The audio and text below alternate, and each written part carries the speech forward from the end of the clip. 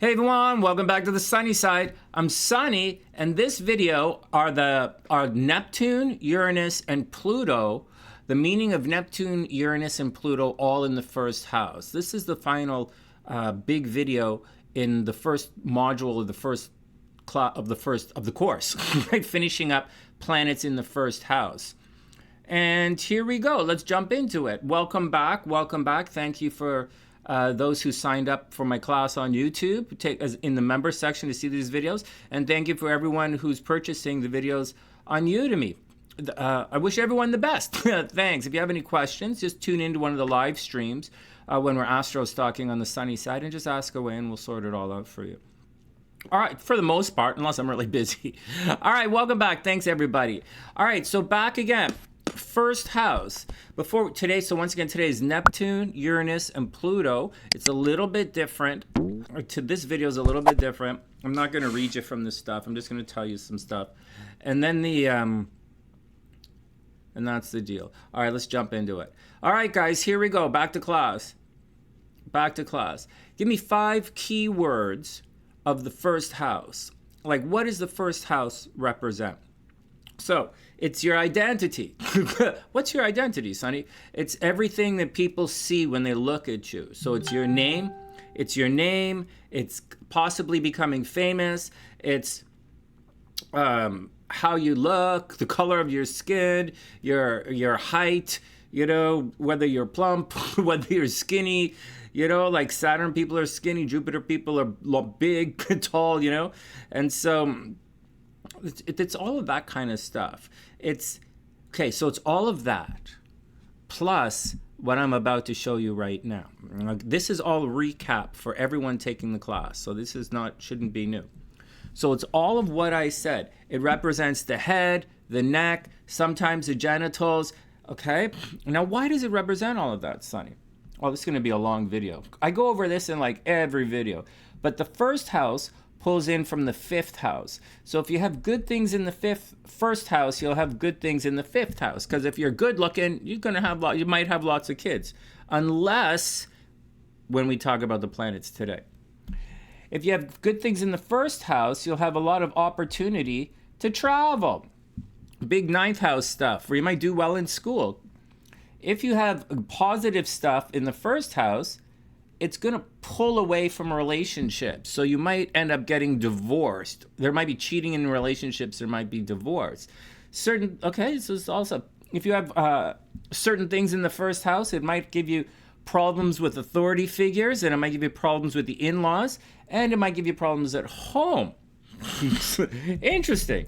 All right, so that's all the first house. Okay, just a recap on the first house. We drill the houses. Okay, so it's I am, sun in the first house. Look at me. I'm here. Hey, Mars in the first house. Look at me. Okay, so moon in the first house. I wish everybody would look at me.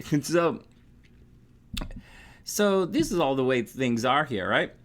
All right, now let's check out. Now let's get into it.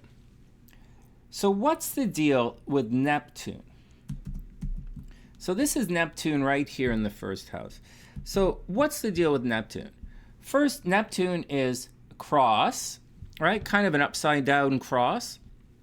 So I'll say it again. It's like an upside down cross with the moon on top. So imagine that you're sitting in the first house.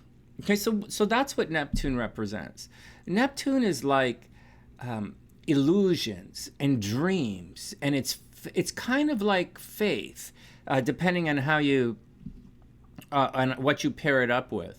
But the easiest way to understand Neptune in the first house is to imagine it as like you're standing there. The first house is you. Okay, you're standing you're there. First house, sun in the first house. Look at me. But having Neptune there is like putting a giant fish tank in front of you, and everybody is looking at you through the first house. Everybody is looking at you through this fish tank, and so they don't really see the real you. They see this kind of blurry kind of thing there. So that's why people with Neptune in the first house, they're considered like super pretty or super beautiful or a fae or an enchantress of sorts. And these people really can get by on their looks quite well. They're really good looking. They're extremely charming. They are obviously can get by on their looks. But the thing is, and we're always giving these people a little bit of a break because of their looks, right? And because of their looks, it pulls in, well, they should do well with the children, and they should travel a lot. There might be cheating in relationships with Neptune in the first house, but the truth of the matter is, you don't really see the real person there. You see some kind of illusion or dreamy quality there. So, like in the tarot, it represents, if I can remember, I think it's the hangman, which represents an illusion or something you don't really see right, or things aren't working out. So Neptune in the first house, you're very good looking. There's an illusion. Relationships, I know this isn't relationship astrology class, but if you have a little bit of Neptune in a relationship, you'll naturally gloss over your partner's faults. So that's kind of like the first house here. If it's in the first house, you'll naturally gloss over some of this person's shortcomings. And they're probably, once again, really sexy, and they're very, they could be a little bit on the manipulative side. All right, next. Be careful. Neptune means illusion. Okay, it's like they're not really seeing what's there, but they're seeing something they kind of like, depending on what it is. All right, next. Uranus is the cross, the moon, and the sun. Guys, got that? Uranus is the cross, the moon, and all on top of the sun. Now, the deal with Uranus is it is unusual. It is freedom. To some extent, it's rebellious. When you add a little bit of Mars to it, it can become unusually violent. Does it mean good or does it mean bad? Man, it means 100% unexpected. You won't see it coming. And it's not necessarily the opposite, but it will definitely, when we see it, it will give you a WTF moment. So, just as an example, Uranus, because we're talking about natal charts here, to some extent transit sometimes, but when you have Uranus in the first house, you're going to appear very Uranus-y. What's going to happen is you're going to appear quirky. You're going to appear unconventional. You're going to desire freedom. You're going to desire a unique way of doing things. It might not be weird. It might actually be a better way. You should be highly inventive, you should be quite intelligent and think outside of the box. So there you go. Now, just to show you some things on maybe to help you out, when you have Uranus, it means freedom and rebellion and a different way of doing things and not wanting to be like put in the box. And if it's over here in the 7th house, these are the guys when I see it in their charts and I'm talking to them, they're like, Sonny, I don't even want to get married. I don't even want to. I just want freedom. I just want to have some fun. Or if Uranus is down here in the 5th house, these are the people who say, you know what, Sonny, I just want to fool around, man. I don't want to have kids. I don't even want to have kids. And so with Uranus in the 1st house, does that mean I don't want anybody to look at me? Like, do you really not want anyone to look at you?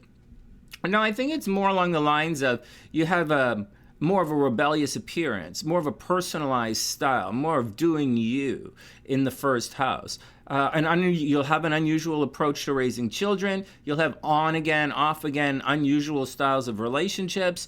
And you might have some weird association with the boss, man. So now by weird, I don't mean like weird. No, man, not at all. You just have your own way of doing things. It's quite quirky, and I personally think it's awesome possum, although I criticize it constantly. It's like, all right, good luck, man. So that's Uranus. All right, so Uranus in the 1st house, they could change their name a lot. They could create an unusual name. They can create an unusual appearance for themselves. So Neptune is like there's a fish tank in front of you, right? You're a fae, you're an enchantress, you're super good looking. Everybody glosses over your faults. They don't see your faults. You probably get away with a lot of stuff. Uranus, they're looking for freedom and how they express themselves and how they present their identity to the world. All right, next. And finally, Pluto. Pluto is this long cross upside down, the moon and the sun. Do you guys see it? It's Neptune with the sun. It's Neptune with the sun on top. Got it? That's Pluto. Pluto's right there. So what does Pluto mean? There's a lot written about Pluto. Well, not a lot, sorry. I read a lot about Pluto last summer. One of the Sunnysiders asked me to read this book on Pluto and stuff, so I was checking it out. So Pluto, generally speaking, that's where something in your chart will break. So Saturn takes things away. Saturn is slow. Saturn is the old sun.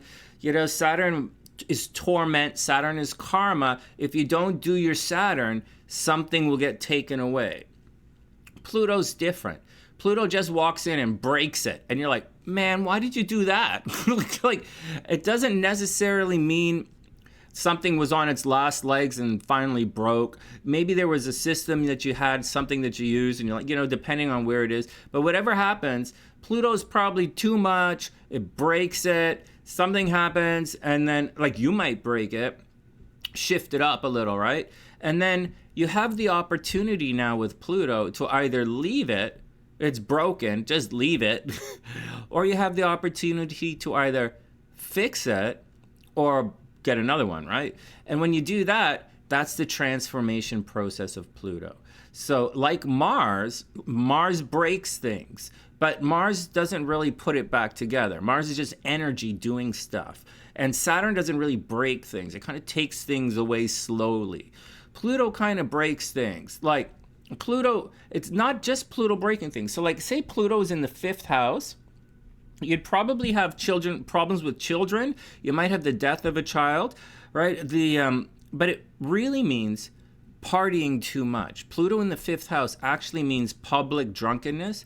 Pluto breaking up the thing, doing too much, having too much fun, accidental pregnancies, you know, this kind of stuff. So what does it mean in the 1st house?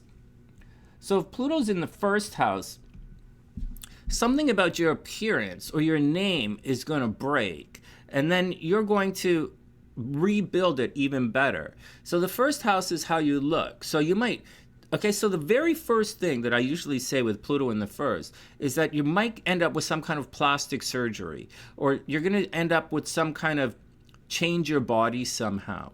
And it could be something as simple as changing your hair color or getting some piercings or some tattoos, depending on where you live and what your culture is, right?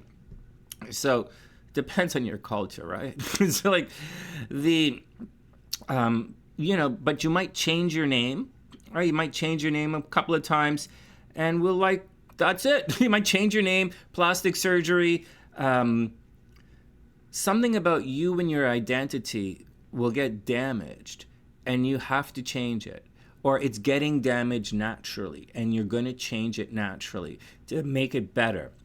Excuse me, whether you don't like your name and you want a cooler name, or you don't like the way you look, or you don't like something about yourself. So like, again, you know, 1st house, pulls in from the 9th house. If you don't like where you are, you might want to travel, right? So you might force yourself to travel, go to school somewhere at a distance. You might, with all that Pluto in the 1st house, you might end up having problems with the kids, both good and negative problems with the kids. Could be a situation like it's pulling in from the 5th house. So like maybe you had a bunch of kids and now you got to go fix your body. So like, there you go.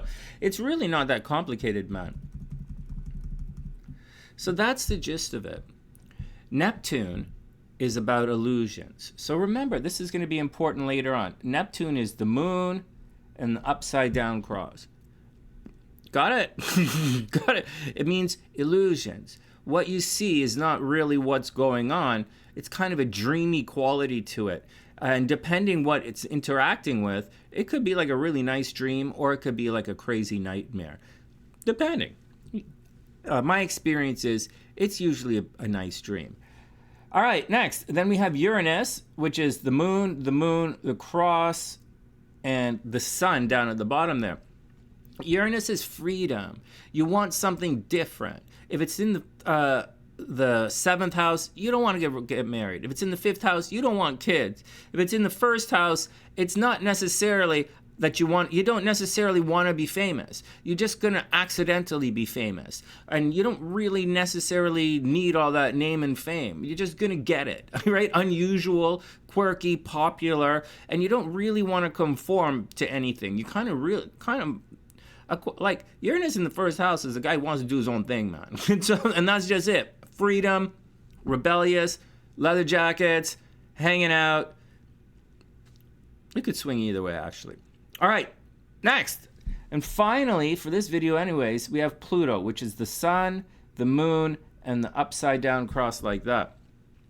Pluto breaks things. It destroys them. And like it's cold, right? I talk about the temperature of the planet sometimes. Pluto's cold, it breaks things, but there's a positive aspect to it. You can rebuild whatever is broken. So in the first house, something about you physically is broken. You might have really bad health, and you might have been born with bad skeletal structure or bad hips or something wrong with the head. And so there might be something like that. And so, you might have chronic headaches, but mostly with Pluto there, you really have the opportunity that if you don't like it or something happens which changes the way you look, you can do something to make yourself look better. That's the deal, man. Those are the final 3 planets. Those are the final 3 planets. I hope everyone has a super, super amazing day. Please leave the comments in the comments section. There are only a couple of points with these guys that'll be on the quiz, and so don't overly stress it out. And it's going to be very simple. Signs of plastic surgery, signs that you're an enchantress, right? Plastic surgery is Pluto, enchantress is Neptune, or a fae and enchantress, and natural born rebel is Uranus. That's it. Those are 3 questions. All right, that's the action. Wishing everyone the best. Thanks for sticking it out. I'll put the quiz up a little later today for the first module, first house. And I wish everyone the best. Thanks. I really appreciate everyone signing up for the class. Okay, next.